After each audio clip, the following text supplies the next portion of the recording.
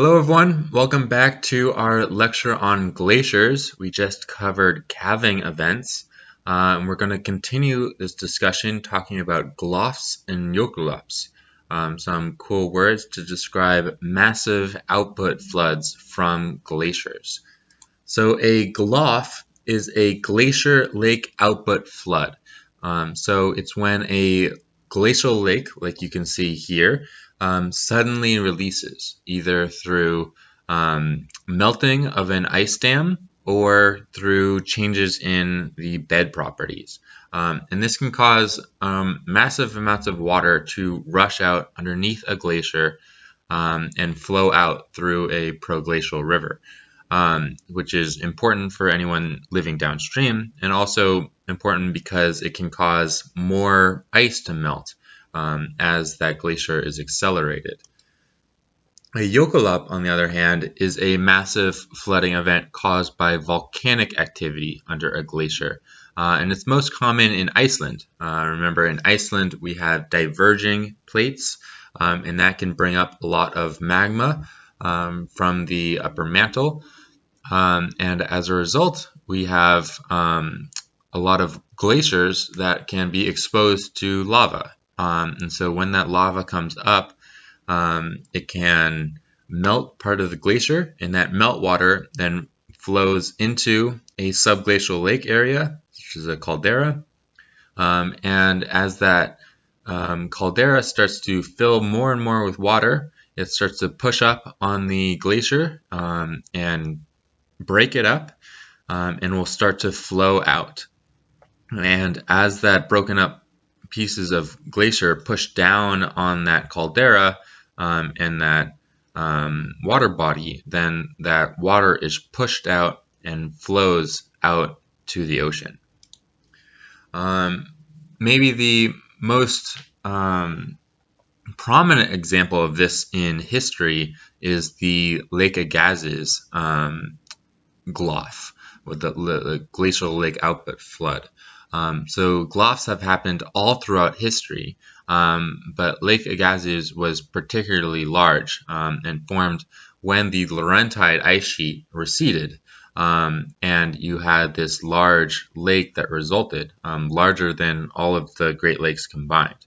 And so when the ice dams were finally released, you had a huge flow of water that resulted and flowed into the Atlantic and the Arctic Ocean because there was no longer that glacier stopping it.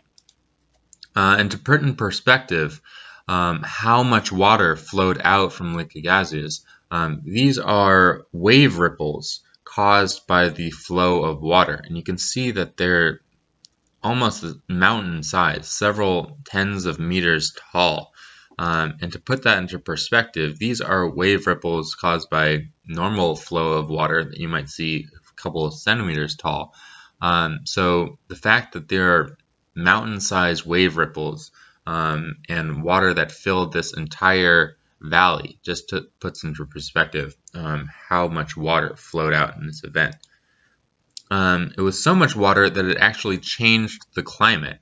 You can see here, this is the temperature record in central Greenland, as well as the ice accumulation. And the temperature significantly dropped during this period where Lake Agassiz flooded. We call that period the Younger Dryas. So the Younger Dryas refers to the fact that the Dryas plant couldn't develop as much because it was so much colder, and you can see that in the fossil record. So you had all that fresh water rush into the Atlantic, and as a result, the Gulf Stream and the thermohaline circulation shut off. And so when you have all that fresh water entering the ocean, you can't have as much thermohaline circulation because of that difference in salinity. And so that ends up cutting off a large source of heat going to the North Atlantic. And as a result, central Greenland cooled and wasn't exposed to as much water vapor and couldn't have as much ice accumulation. And so that was a major shift in climate, at least temporarily, for a few thousand years. So the next thing we're going to be talking about in terms of glaciers are moraines. I mentioned them previously, but moraines are linear deposits of consolidated glacier debris formed by the movement and flow of ice. You can see here that glaciers pick up a lot of sediment and debris from the bed as they flow. And so as they flow out to their terminus, they'll deposit that sediment as they melt at the terminus. And that line of sediment that results is called the moraine. And there's a few different types of moraines. We're going to be talking about a couple of them. So the first type of moraine that we're going to be talking about are terminal moraines. So these are moraines formed by the terminus of the glacier. So sediment is pushed out and goes to the maximum extent of the glacier and gets deposited, forming this terminal moraine such as this one here. But the terminal moraine just indicates the maximum extent of that glacier. So glaciers can have multiple different surge events and recessions. And so you can have several recessional moraines that result. These are kind of like miniature terminal moraines that indicate glacial events that were not quite as large as the terminal moraine.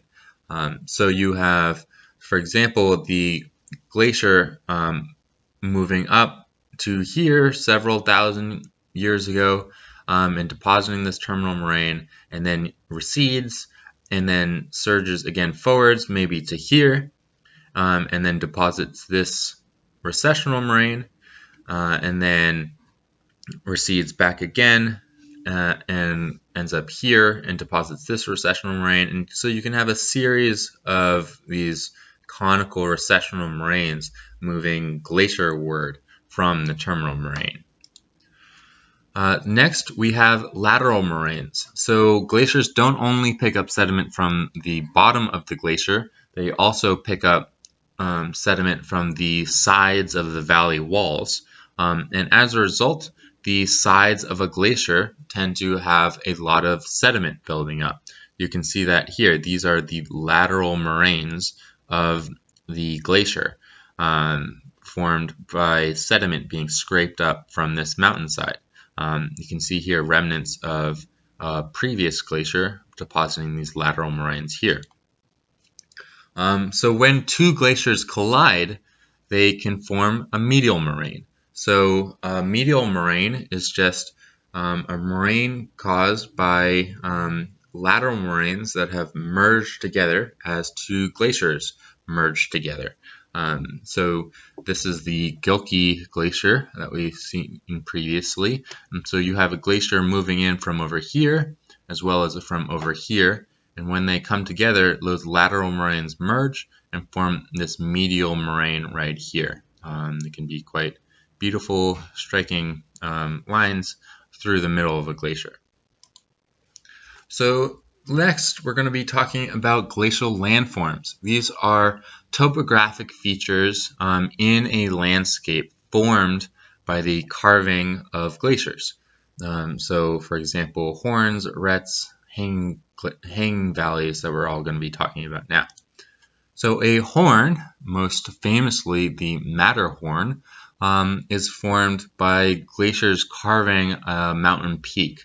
So you can imagine that when you had a lot of glaciers on this mountainside, you had glacier filling up this mountain face as well as this one, and all four sides of this mountain, and carving it away.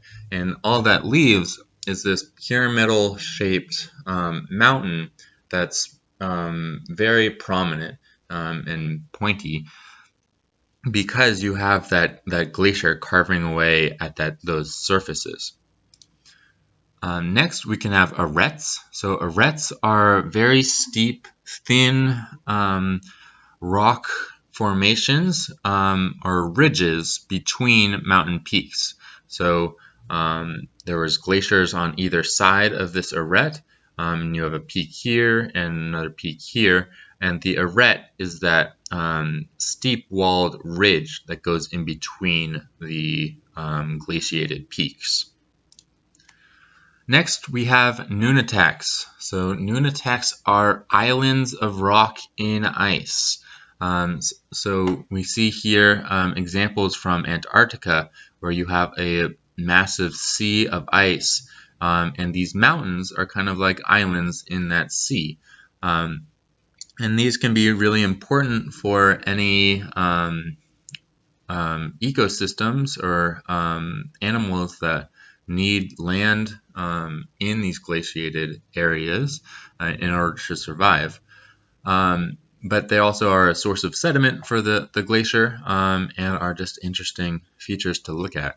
And so these are nunataks, these islands in ice. Next, we have hanging valleys. So hanging valleys form from previous glaciations that filled up these valleys here. This is an example from Yosemite as well as in New Zealand. Oftentimes form these beautiful waterfalls. So you had a glacier flowing through this valley here and carving it out, forming a U-shaped valley. And then you also had another glacier, maybe after that event, that carved out the valley below it as well. So you have that glacier carving it out and forming this steeped U-shaped wall that's caused this valley to kind of be left elevated above that valley floor.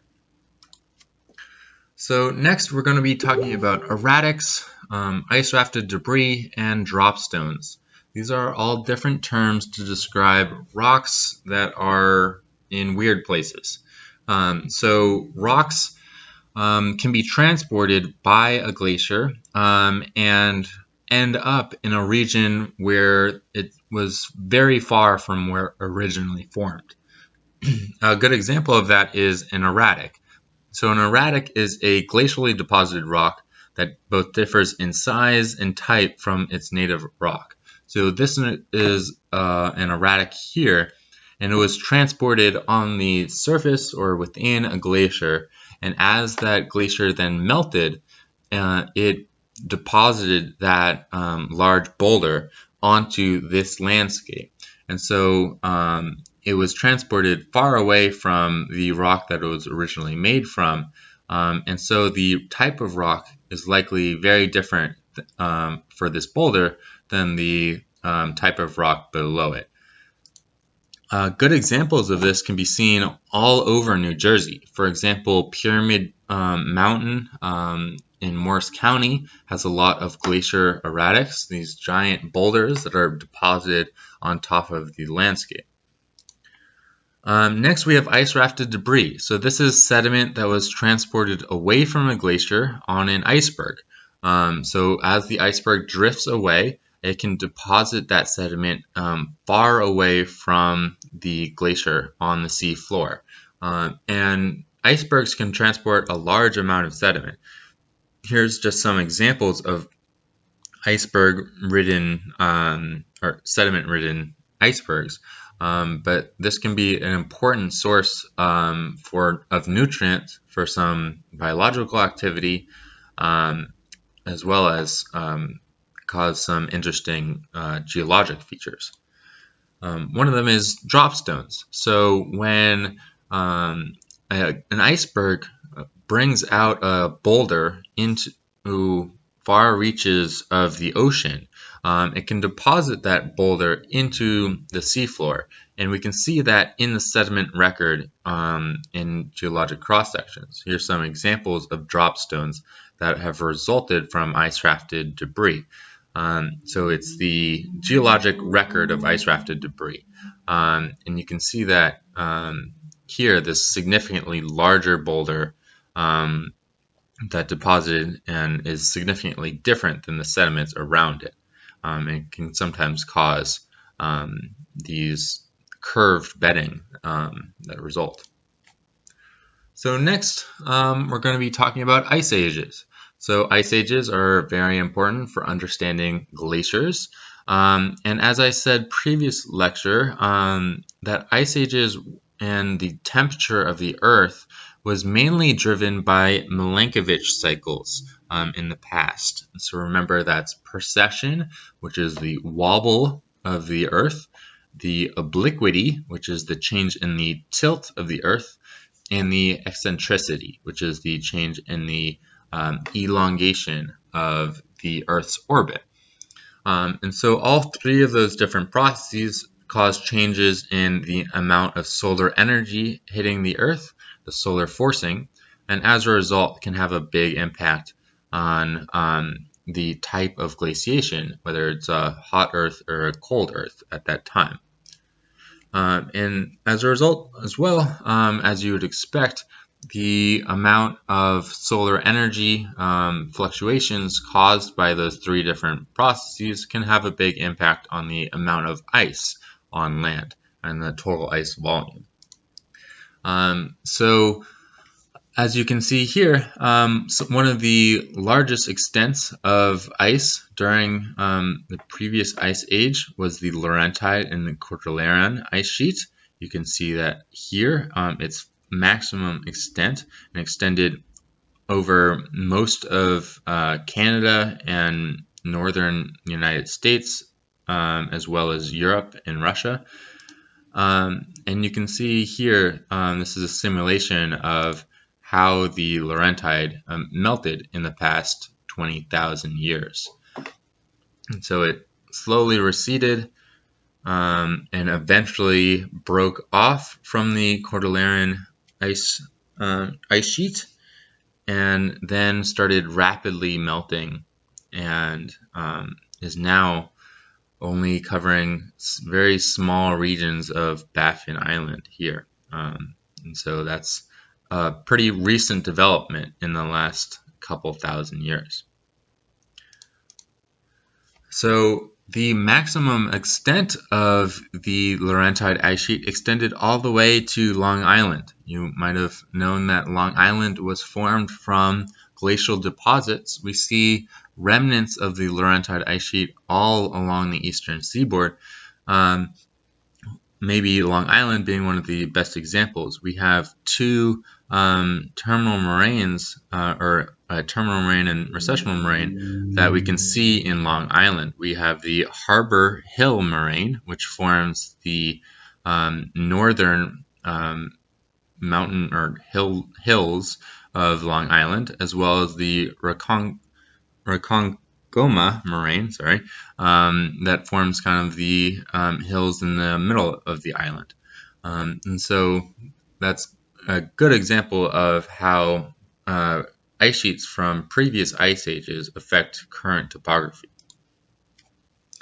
And next we're going to be talking about isostatic rebound. I talked about this previously when I talked about the distribution and disparities in sea level rise.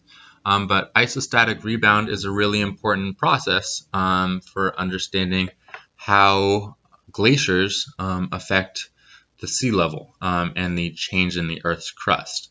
And the important thing to think about is that ice can be very heavy, especially if it's a mile thick.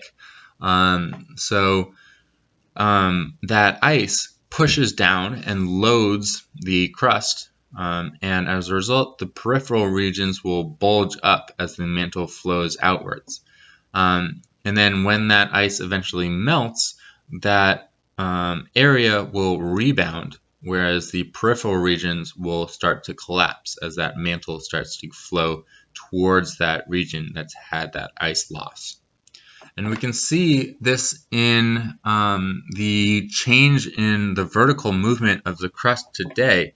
That area where the Laurentide ice sheet used to be has been rapidly, in geologic terms, increasing in elevation near 2 centimeters per year, whereas the peripheral regions, such as in New Jersey, have been losing elevation by 2 to 3 millimeters per year. So this can have big implications for the rate of sea level rise in various regions. We measure this using very high resolution GPS measurements that are set on buildings usually and record their elevation over time. We can see also that Laurentide ice sheet extending into Norway, Sweden, and Finland and causing significant increases in elevation around 8 to 10 millimeters per year in that region.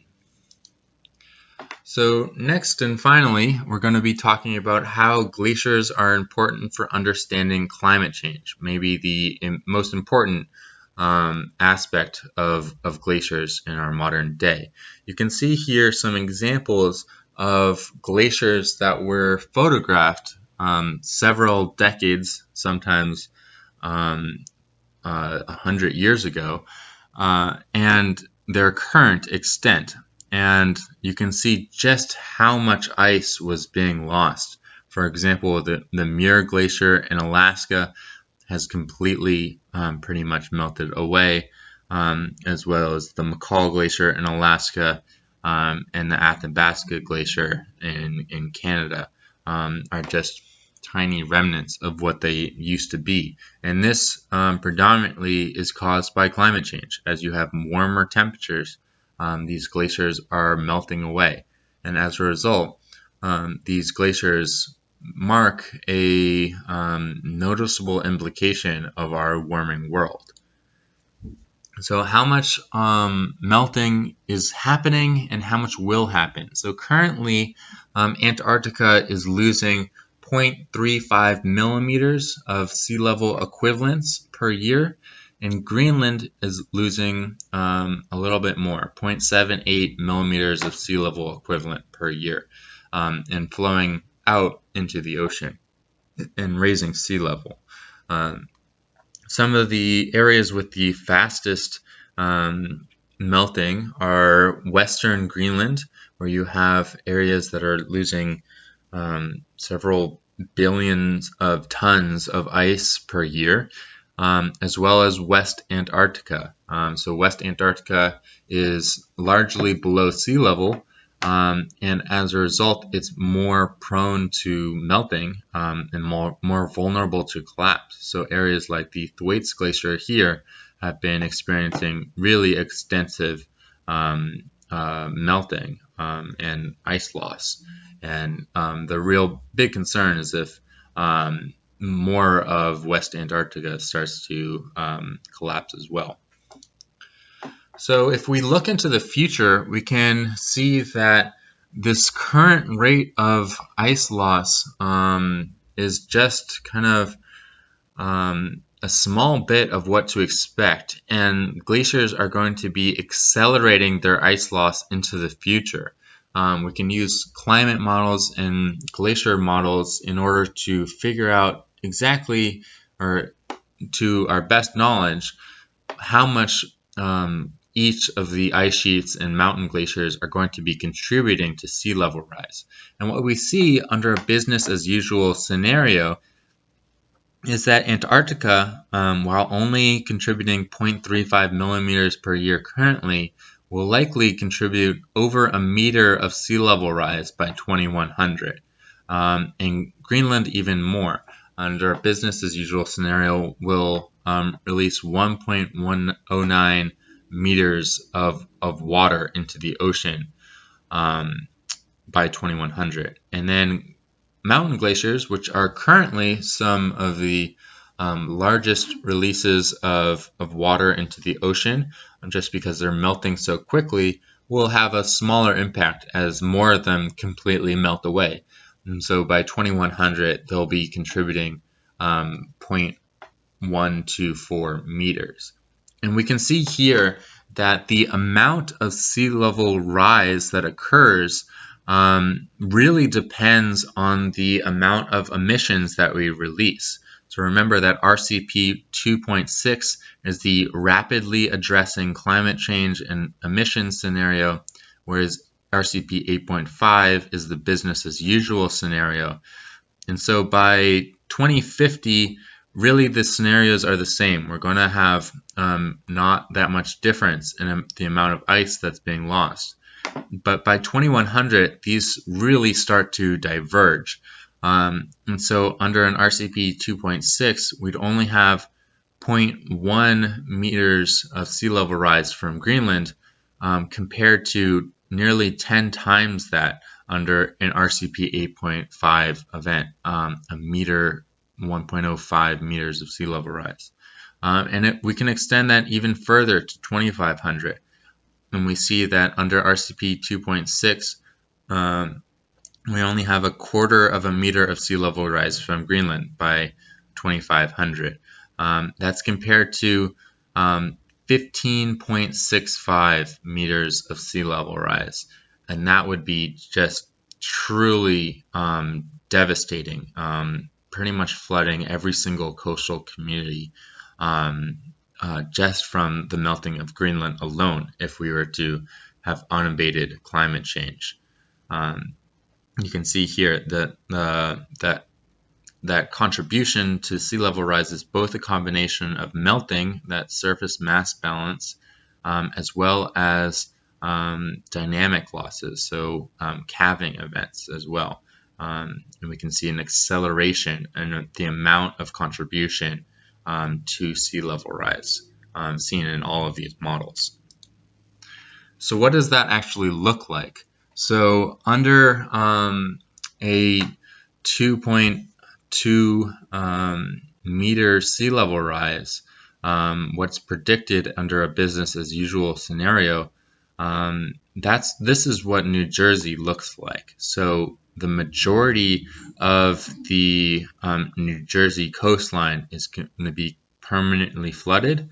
You can see Donaldson Park here, which will be completely underwater.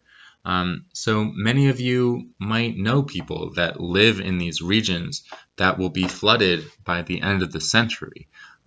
So I urge you to think about that when we're talking about climate change, to think that that acting on climate change and reducing emissions can have very significant implications for reducing sea level rise and the impacts of hurricanes.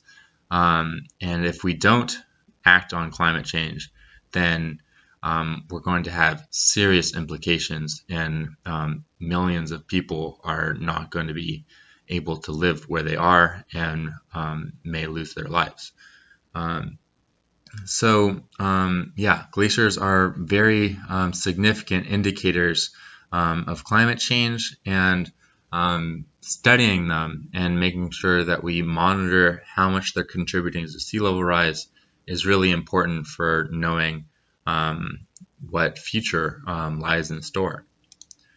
So that just about covers it. In summary, today we talked about the different types of glaciers and their distribution. We talked about glacier formation, mass balance, the movement of glaciers, the different features that are seen in the accumulation zone and the ablation zone. We talked about crevassing and calving. We talked about GLOFs and Jokulhlaups. We talked about moraines and different glacial landforms. And we talked about the ice ages and isostatic rebound. And then we just talked about glaciers and climate change. All right, so thanks everybody for watching. Sorry about the noise. But I will see you guys next time, and I hope you enjoyed it. All right, bye.